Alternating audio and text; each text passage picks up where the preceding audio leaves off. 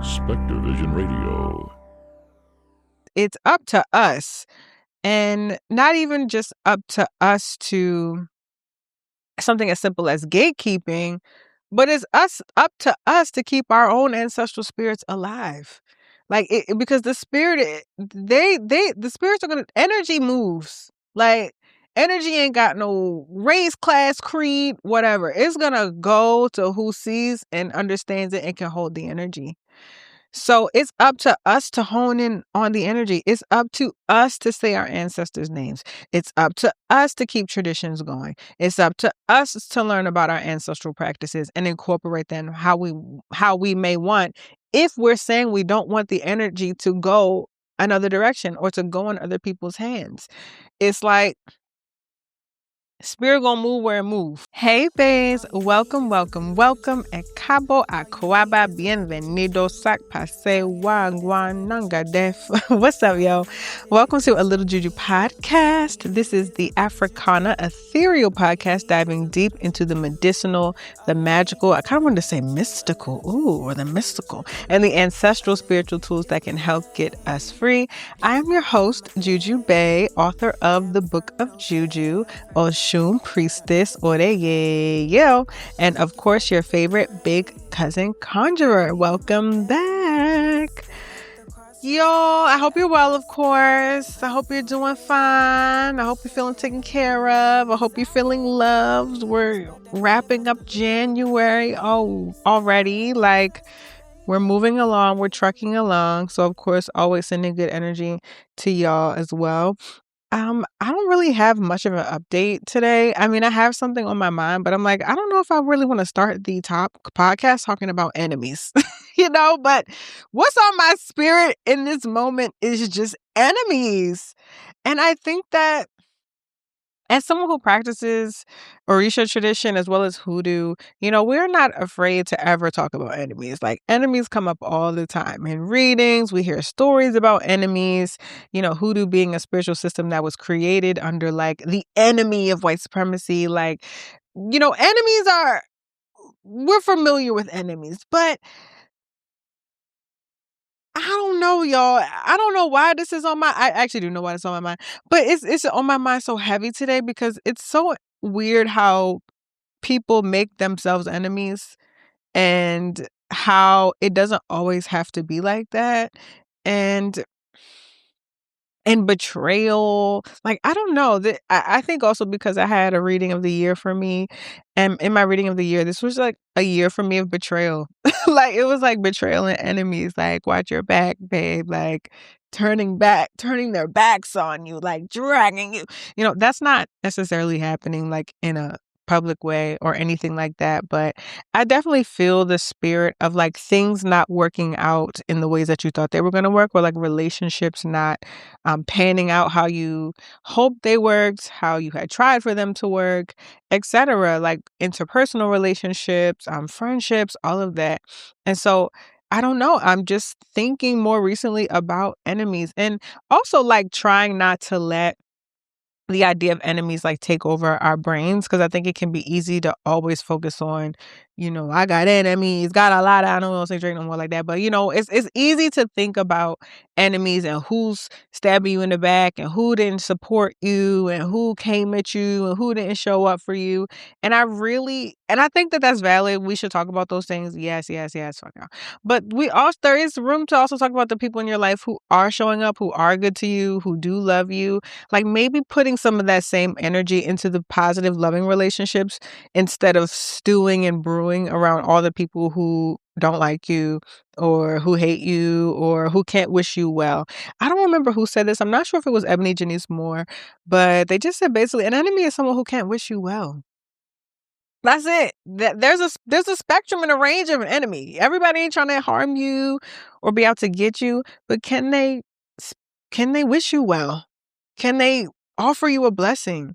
Can they, I don't mess with her, but whatever. Like that. I don't even think that even has to be an enemy. But the enemy is the people that are either trying to bring you down or can't wish you well. So I pray that your enemies turn to dust. Let's get into our next segment. So our first segment today is Ogun's Internet. This is the segment where we talk about things that I see online, on Twitter, on the Orisha of Technology's interwebs. So, the first thing I want to talk about today in Ogun's Internet is the topic of elders. Now, my friend, who I also call my cousin, hey, Alafia, who many people know, especially who are in the Orisha tradition, because Alafia is like a OG spiritual girly, Orisha girly from way back, like before a Little Juju podcast, before everybody was saying that they're a daughter of Oshun. Alafia was out here educating people on YouTube, on Facebook. Like when I first was interested in the tradition, Alafia is who came up as who like I could research and look into and reach out to. So shout out to my cousin. So Alafia is actually no longer formally in Orisha tradition as well, which is I think is a really powerful topic because we talk about people who leave Christianity and leave Abrahamic faith and come into African spiritual system. She's actually someone who was very public facing African spiritual practitioner and left it formally. So we don't talk about that enough, but that's not what we're talking about in today's episode. Today's segment of Ogun's Internet, Alafia posted something and she was referencing a conversation of Trevor Noah.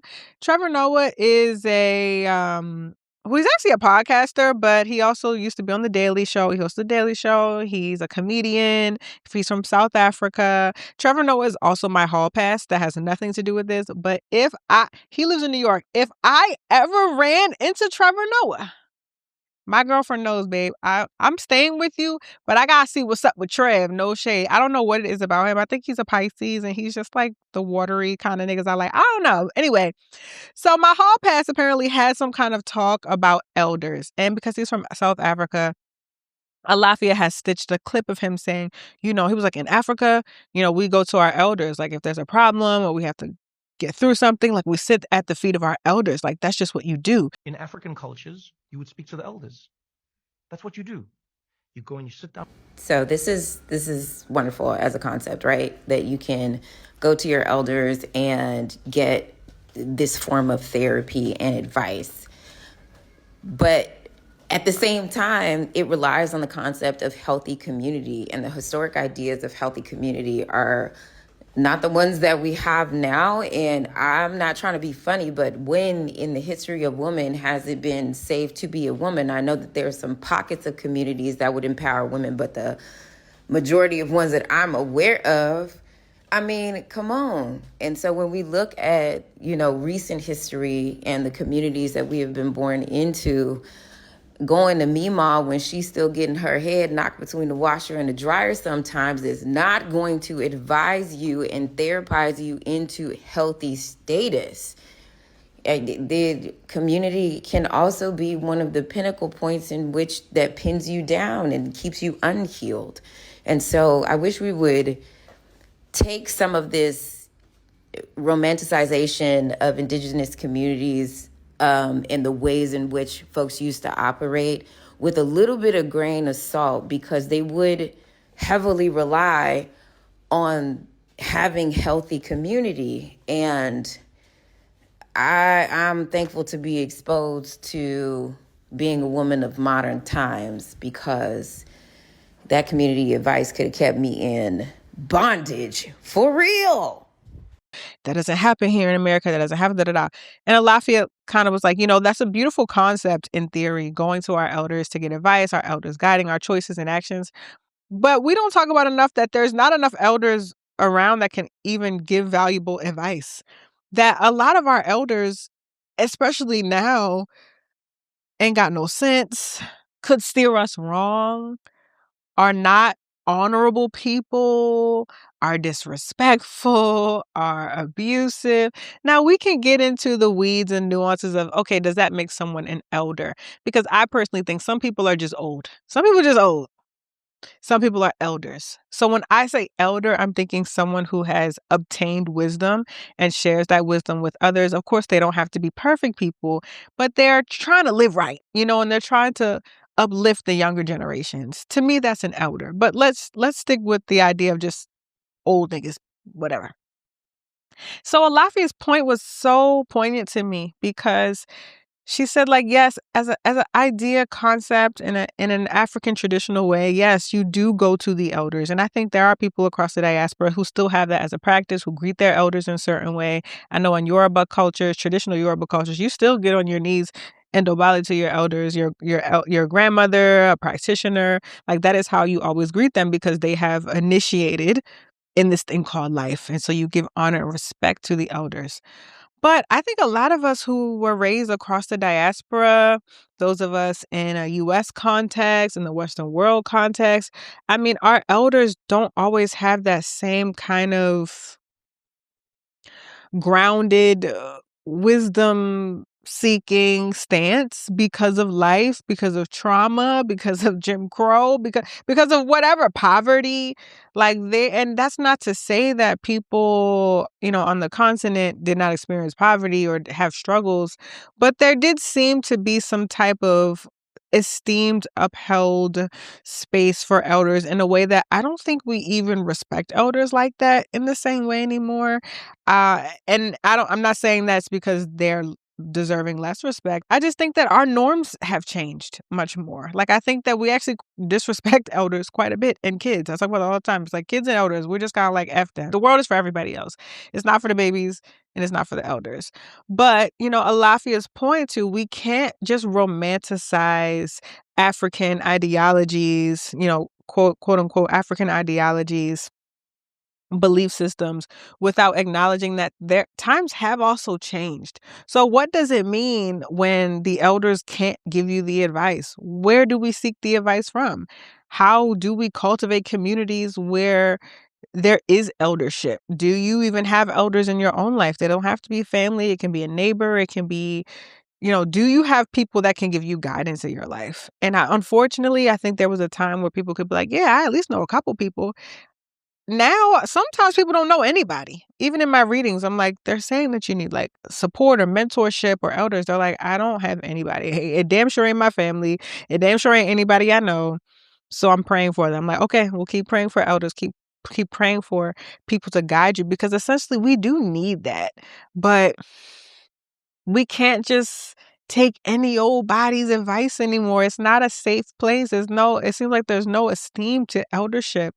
And so even though I love to talk about elders, I think elders are important, because when you have a good elder, you have a great thing. Like, when you have someone who takes you under their wing, whether we're thinking like mentorship or just like an elder, you have wealth, because there is so much wealth in age, which I think leads to another point about how we don't value age. Especially in Western society, we think that getting older, it means you're losing out. You're out of time. You actually don't have access. You lose access. You lose support. You don't have care. I mean, getting older actually is a bit of a traumatizing thing here, because there's no real supports for the elderly. So no wonder we can't ask them for advice. They're trying to figure out, elderly people can't even retire half the time. They're working till they're 85. Like, that is ridiculous. I hate seeing elder people have to go to work. Unless they want to go to work, I don't feel like old people should have to work.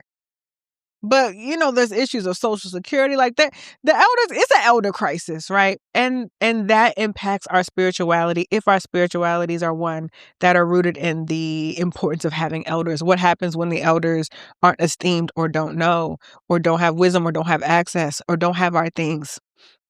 So I think that that's something to consider. And before I close this out, we are also going to be elders as well. So even though we seek elders, we want elders, we also need to be seeing ourselves as future elders, like we see ourselves as future ancestors. So it's not just about who can help us and mentor us, but how might you be preparing yourself to be a good mentor when it is a few generations later? Will your neighbor, or will your grandchild, or will young people in your life feel like they can trust you? Will they be able to come to you? Will you have some wisdom to depart on the younger generation?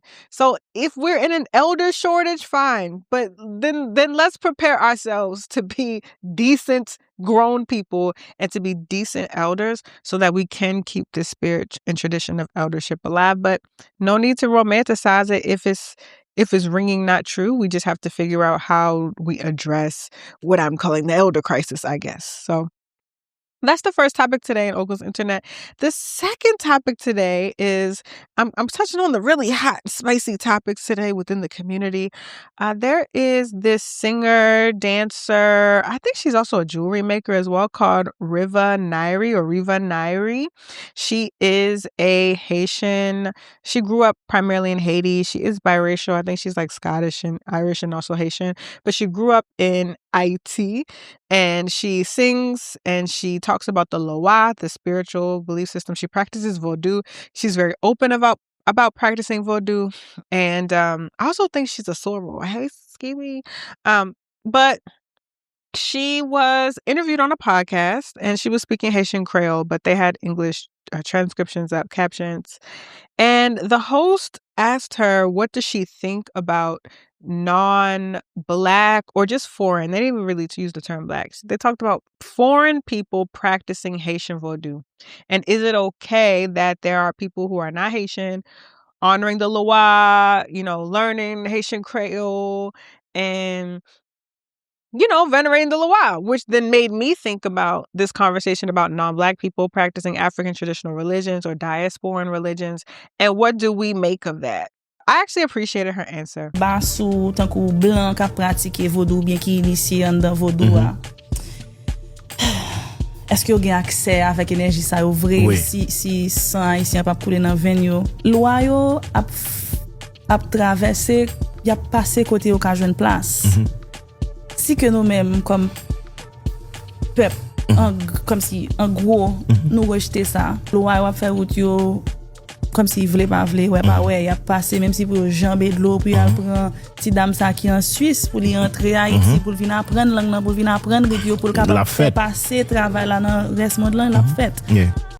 She says, so if there are Haitian people who denounce Vodou, who do not believe in the Loa, who do not honor the Loa, who do not keep the traditions going of Haitian Vodou, then the spirits are going to go where people believe in them, where they hear them, who will learn Creole, who will go to Haiti to learn, to study, who will be able to have Haitian Vodou grow so that the Loa can grow, continue to help more people in the world. So she said it's really the responsibility of Haitians. She's like, if we don't honor our ancestral tradition, the energy still has to go somewhere or it will disappear. So it'll go to Scotland. If someone is in Scotland who honors the practice, who is open to learning about the tradition, who will respect the tradition, etc., etc., the spirit gonna go where the spirit gotta go. But she did say that she said Haitian Vodou is for Haitians first. Like, it is in our bloodline. It is passed down to us. It is an ancestral right and privilege for us to practice. We are first in line. The Loa always want to come to us first. But if we're denouncing them or not accepting our ancestral traditions, well, they just gonna go if y'all don't want it, we try with y'all. Y'all don't want to. I'm going to hop on over here to someone in the U.S. I'm going to hop over here to someone in Scotland. I'm going to hop over here to someone in Jamaica to practice Haitian Vodou. So this conversation was so fascinating to me because I actually kind of share a similar sentiment when I think about foreign practitioners practicing. And it's not, I share a similar opinion, although that doesn't mean that I'm comfortable with the opinion. So like, I understand that spirits want to be recognized. They're going to go where they want to go. The tradition, they want to save the tradition. They don't want it to die out. So they're going to go to who's going to practice it. So they're going to go where they're received. And that's just how energy moves. That's how spirit moves. But that doesn't mean that it makes me comfortable with seeing spiritual houses practicing African religions where there's no Black people in them. That is not a comfortable sight for me. And when we think about just the experience that we've had with non-Black, especially, and particularly white folks in general, colonialisms, European colonialism, all of that, that's still a part of the conversation as well. So we get concerned like, oh, now they're learning about our gods. They're learning about our deities. They're learning our secret sauce. They're learning our practices. Then they'll be able to colonize it more, or they'll take over. And, that is a real conversation and a real concern. I think for me, what I appreciate about Riva Nyri's response is that it's up to us, and not even just up to us to something as simple as gatekeeping, but it's up to us to keep our own ancestral spirits alive. Like because the spirit, the spirits are gonna, energy moves. Like energy ain't got no race, class, creed, whatever. It's gonna go to who sees and understands it and can hold the energy. So it's up to us to hone in on the energy. It's up to us to say our ancestors' names. It's up to us to keep traditions going. It's up to us to learn about our ancestral practices and incorporate them how we may want, if we're saying we don't want the energy to go another direction or to go in other people's hands. It's like spirit gonna move where it move. And I want to be careful with this, because I think sometimes a lot of the New Age woo-woo people will assert that race has nothing to do with spirituality, or it's like, we're all, one God, one love, we're all just one. I don't think that that's true. I think that race is absolutely a part of spirits. I mean, there are spirits and ancestors today who are still fighting situations that they experienced while they were living, because they were Black or because they were lynched, or because, like, the spirits, just because they die, a lot of our ancestors, that doesn't mean that they're at peace. Some of them are still struggling with anti-Blackness in the heaven. So you cannot say that race is not a part of spirituality, especially as we practice spiritual traditions that often had to fight anti-Blackness, had to fight racism, had to fight slavery even. Like, there were rituals to address not having your children be sold away. That their race has to be a part of this. But the only thing about it is that when we get to the energy portion, it's going to go where it goes. So as practitioners watching, healers watching, people who are interested, people who are concerned with this topic, etc., what are you doing to ensure that the energy stays with you, or travels where it's supposed to go, or that it stays in, quote unquote, good hands? And let me go on the record for saying this. I don't think just because a Black person does a spiritual practice means it's in good hands. No shade. Like, no shade. Everybody is not. No, that is not enough. It is not enough to say that you're Black, and so that means that you have a right to do every ritual and know everything and do everything. No, it's not. Because we can just look at slavery. It was, niggas was snitching on niggas. Okay? Sure, there was a common enemy, but just because all skinfolk, I know that's corny, but all skinfolk is truly not kinfolk, and I believe that within spiritual practices too. That is not enough to say that you are a rightful practitioner of anything just because of your skin. That doesn't matter. Who are you? What is your character? What are you doing? What are you doing with the work? What are you doing with the energy? What are you doing with your life? So, I'm definitely all skin folk and kinfolk. I don't care. I ain't rooting for everybody Black. I am on the surface level, but I'm really not, because some of y'all don't need to be rooted for. Some of y'all need to go somewhere else. Some of y'all don't need to be rooted for. No shade. So on the surface, yeah, in public, sure, but some of y'all is coons. And I'm not rooting for y'all. But let me go back to the topic. So again, how are we going to honor the ancestral spirits that walk within us so that the energy stays in the right hands? Whether we're talking culturally, ethnically, whatever we want to talk about, it ain't up to nobody but us. So if you're seeing people practice other places and you mad about it, you really can't blame nobody but us. That's it. Because if you mad at the lady in Scotland who's speaking Haitian Creole and honoring the Loa and dancing and taking up space about it, well, you got to be mad at who taught her and why it got to that point, and how, or not even why, how it got to that point. You can't be mad at her. She going where the spirit move. You gotta be. This is when we get into the conversations of gatekeeping. So yeah, let me know. This is a really big topic in the spiritual community. The girls be upset at why people practicing, and I get it, because I, and I'm one of the girls, but I also understand that it's bigger than what we're experiencing and what we perceive. It's about the spirit and energy. So let me know what y'all think. All right, y'all. We're going to take a quick break to pay the light bill, and we'll be right back. So A Little Juju podcast is a labor of love, but it is labor nonetheless. time, resources, energy, buying the crew lunch, time. This all takes coin. So if you all, well, it takes more than coin. It takes your support. It takes your listening. It takes you watching on YouTube. It takes you watching on Spotify, sharing it with your neighbor, sharing it with your brother, sharing it with your sibling. So I do appreciate all the ways that you all pour into me and make me so wealthy that have nothing to do with money. I appreciate you so much. Now, let's get to the coin though. If you're like, Ju, I want to, how can I support Lil Juju Podcast? I don't want you to go on 20-year hiatuses again. Juju, I need you to be back. I need you to be, I don't need episodes to be coming out late. Yeah, that's the money part. So if you feel like basically buying me a coffee with oat milk in New York a month, if you can afford that, $7 a month, you can join the tier on Patreon. Patreon.com/JujuBay is where you can sign up to the Patreon to be a consistent donor. So with your donation, I will be able to, everything from there just comes to the show. So all of you who have joined the Patreon, I appreciate you so much. Now, if you have a little bit more coin, you're like, girl, I got more than $7 for you, period. My bag is open, baby. You can join the other tiers that we have on Patreon, and that will come with special perks like access to classes, discounts, cheaper readings. I mean, we have a whole beautiful world over on Patreon, the Discord. So join us over there, patreon.com/JUJUBAE. Pick the tier that's comfy for you, and I'll see you over there. Big thanks to all of my newest patrons, all my old patrons, all the people thinking about becoming patrons. This is your sign to join today.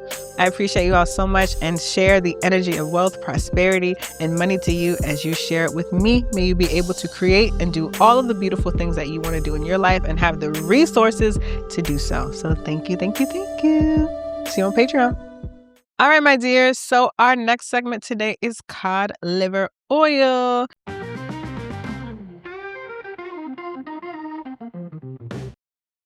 This is the segment where we talk about the healing of today, the healing of yesteryear, in the spirit of cod liver oil, something that my elders grew up taking that they said cured everything, child.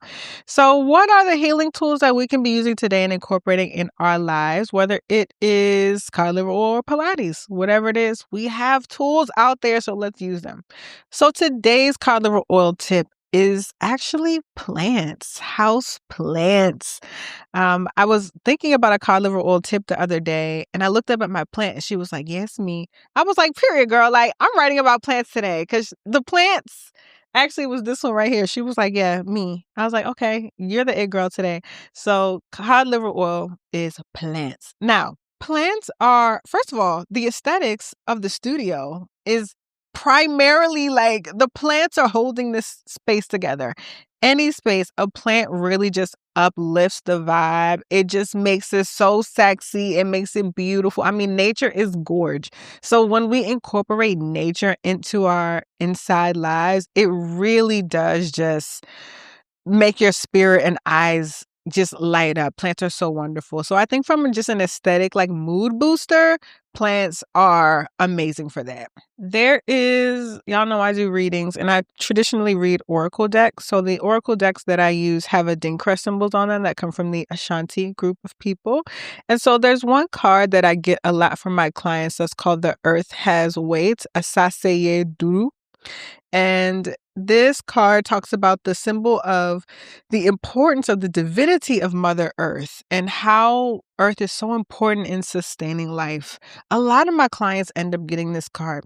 And this is a card that ancestors actually speak through a lot if the client needs to get outside more, they need to be with nature more, they need to be out with some trees, they need to hug a tree, or that they need to bring plant life into their home. So this is the symbol that comes up. It says like you need to take care of your plants, or you have not nurtured your plants in your home, or you need to get a plant. So this really is, plants are just beyond aesthetics. They truly are something that spirits are often trying to communicate through, and they teach us a lot of lessons. Plants are wonderful because as you nurture them, you get to watch something grow. Like you get to watch something that you nurtured change before your eyes, especially if you have a garden or you're starting something from a small seedling or maybe even a seed.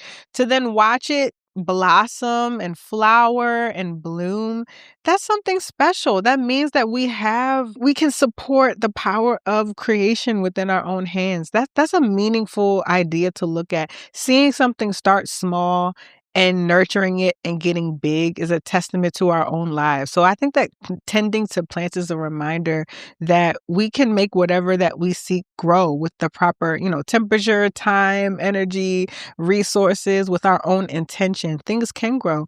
Whether you sing to your plants, you dance with your plants, you play music for you. I mean, people, the plant girlies out here, they be really, it's serious. Like my girlfriend, she talks to her plants. She rubs on them. She don't even be rubbing on me like how she rub on the plants. Like she really embraces that. And I love to see it because it matters. Now, let's talk about more of how plants can bring benefit. I actually did some research, y'all know, of course, about what some of the health benefits of plants could be. Okay, so this is from Science-Backed Benefits of Indoor Plants from healthline.com.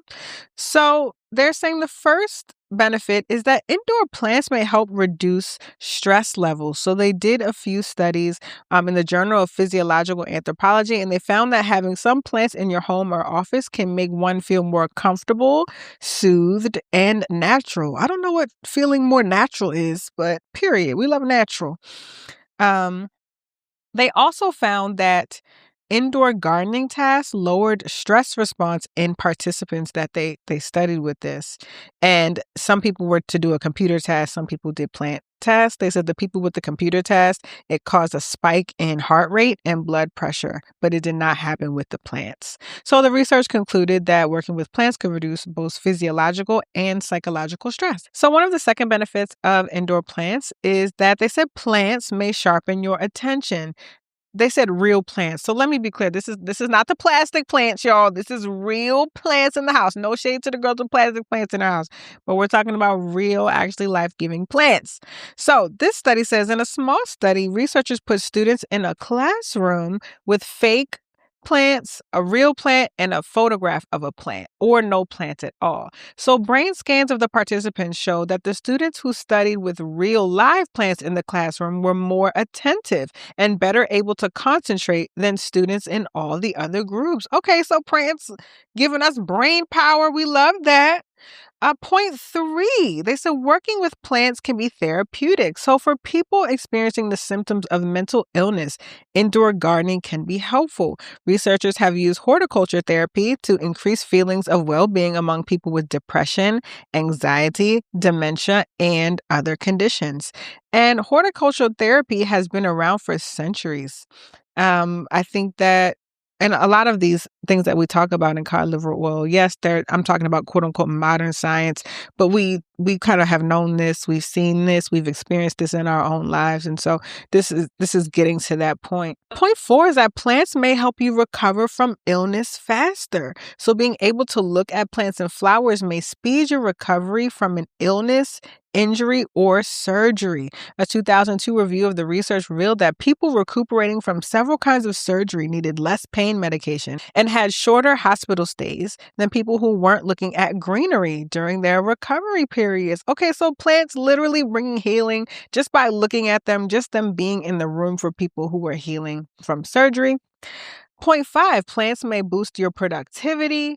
It turns out that they may be best to put in a cubicle to help you. So multiple studies have found that plants in the workplace increase productivity and creativity, which makes sense. I think just seeing beautiful things around you, seeing life, does inspire one to just, let's get to it. Like, I'm sure these plants, somebody do a study on me. I feel like maybe I do a podcast with no plants and a podcast with the plants. I'm sure I'll feel better with my little babies here. So 6, plants may improve your whole outlook on work. So a view of the city park might improve anyone's job satisfaction, but it might surprise you to learn that a potted plant could have a similar effect.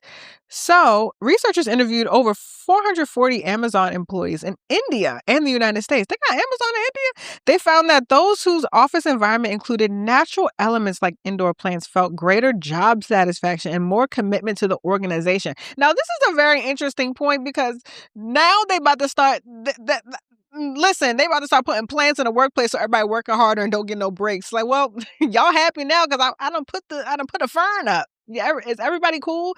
Go to work. The fern is there.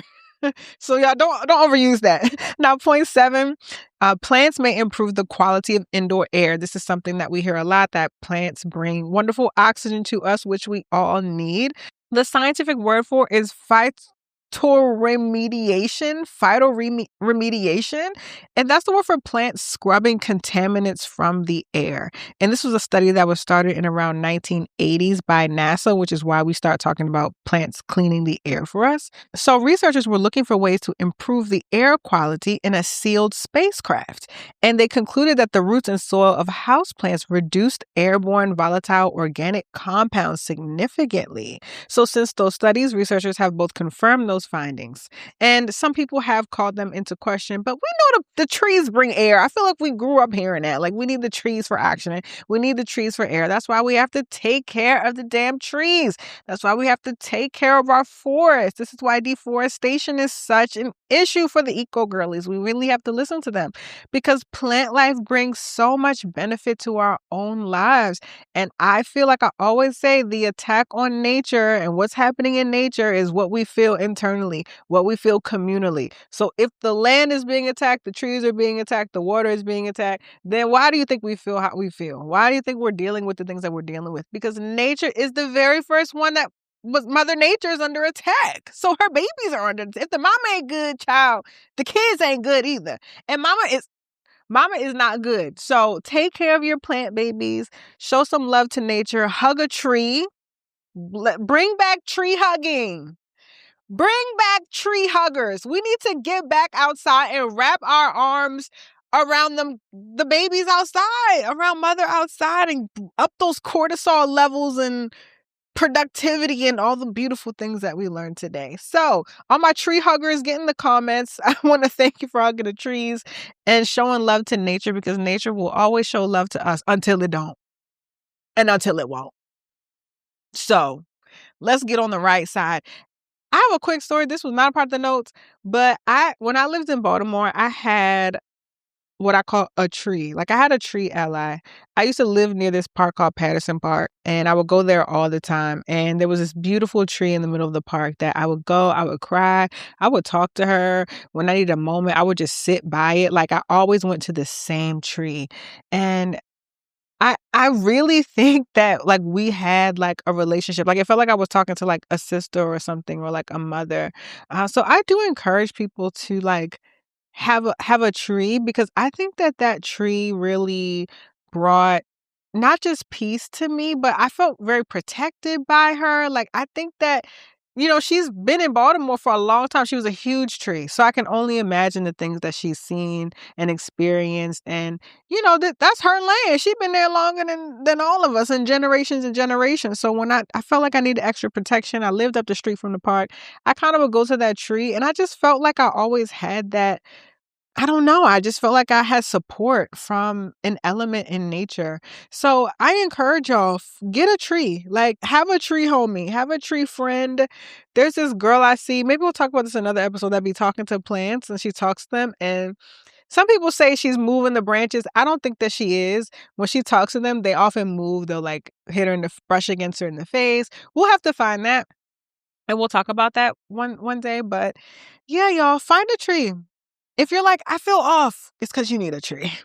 Get you a tree, get you a plant. See what they have for you.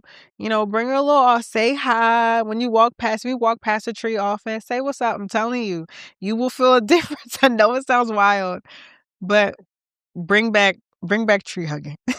All right, my dears. Our last segment today is Dear Juju. So if you have a question for me, Juju Bae, about love, relationships, spirituality, your ancestors, your aunts, your uncles, your cousins, your boss, your altar, send them in to me at dearjuju@yahoo.com, and it may be answered on the show. So today's letter for Dear Juju reads, Hey Juju, I'll get straight to the quandary, period. I love quick and dirty. I'm 33 and I'm just now discovering a passion I have for acting. I've been creative my whole life, and last year got into screenwriting, which then got me into this spot I'm currently in, taking acting lessons. I wrote and directed a play this year that went great. Ooh, I have definitely been bitten by the bug for a performance. Where I trip up is that I feel like I'm old to be starting out in theater, film. My peers are younger and have all foundational tools, and I'm just learning. I worry that I've fought this thing that I love and desire, but I'm pursuing something that is a little too late for me. Money is tight, and I have no children, no serious partner, no house of my own. Am I crazy to go for this? I'll add quickly too, I've been wanting to try stand-up comedy because I'm energized by comedy, but I just dated a comic who's popular in my city. I got played hard, and I'm not over that yet. He's around the scene so much that I don't think I could try stand-up without his eyes on me. Should I stay away?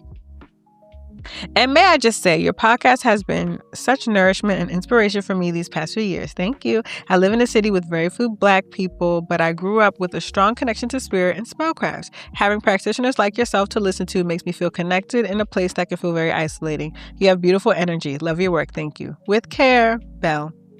Thank you so much, Belle, for your kind words and for your lovely question. Now, Belle, you know I'm about to get into you because you know you cannot ask me if you're too old to get into acting, child. What?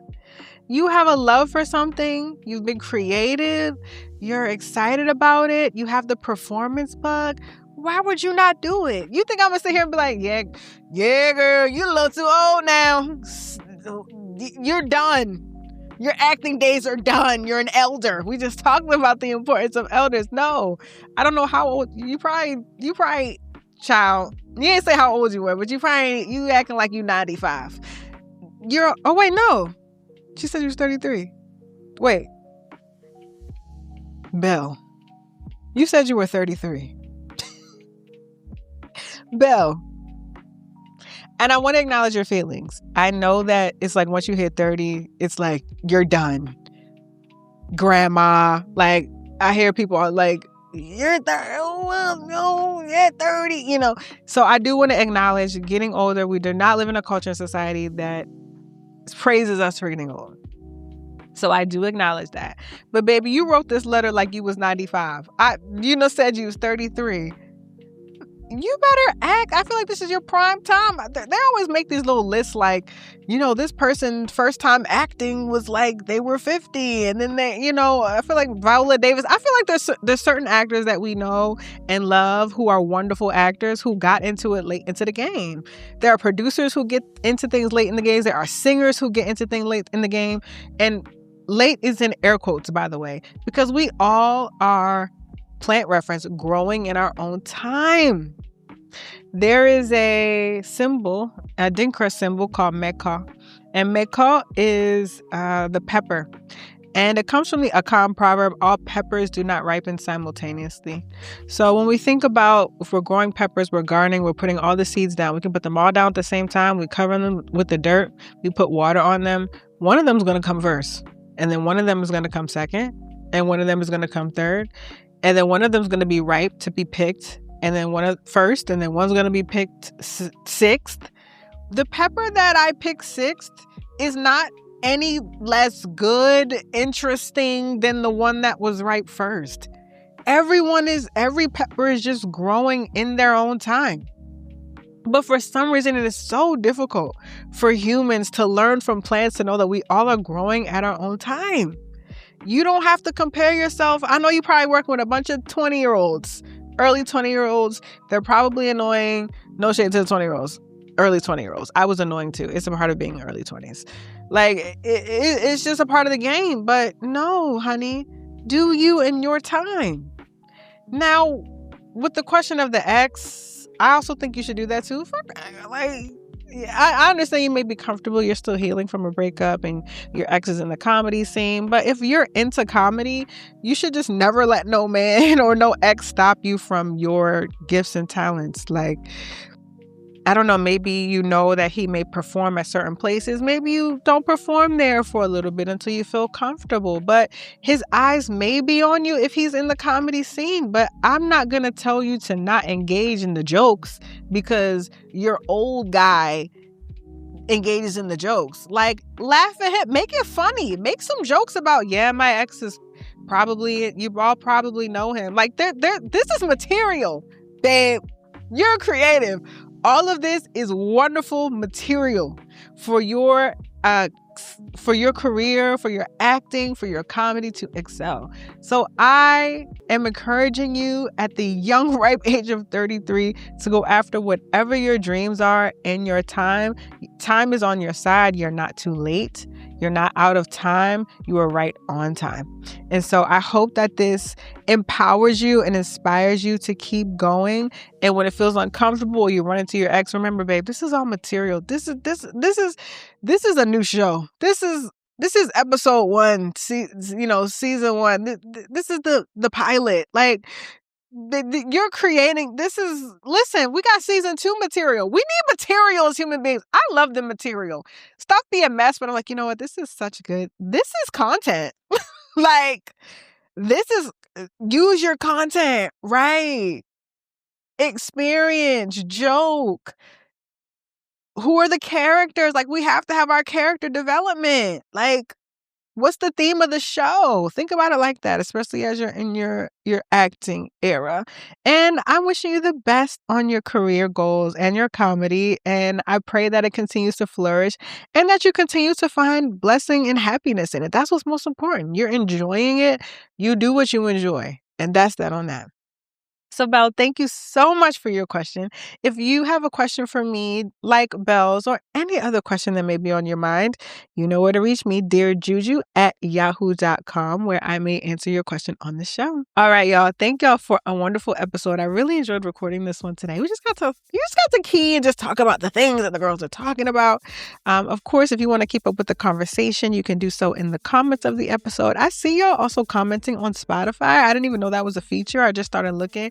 Y'all be commenting and saying things. So I've started to like and be, on Spotify responding. But, I'm in the YouTube comments as well. I appreciate y'all always just like reminding me that you're watching, having feedback, having ideas. I really appreciate it. Follow me at ITSJUJUBAE.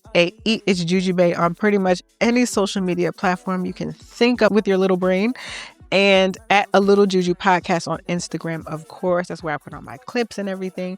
Jujubay.com for readings and how to fly me out and how to reach out to me. And, just go to my website. I appreciate y'all so much. Words cannot explain how deeply I appreciate you, but I hope you feel it because I do. And I'm wishing the best for all those who wish the best for me because not everybody would listen. All skin folk and kin, but if you hear you, my kin. So I'm wishing the best for my kin. I appreciate you, and I'll see you next time. And remember, all you need is a little juju and maybe a houseplant. Bye, y'all. A Little Juju Podcast is brought to you by SpectreVision Radio. Executive producer and host is me, Jujubay. Producer and DP, Jenahye Johnson. Consulting producer, Janicia Francis. Audio and visual editor, Clyde Ramos. And production support from Alex De Palma. Set design by Cowrie Studios and Jujubay.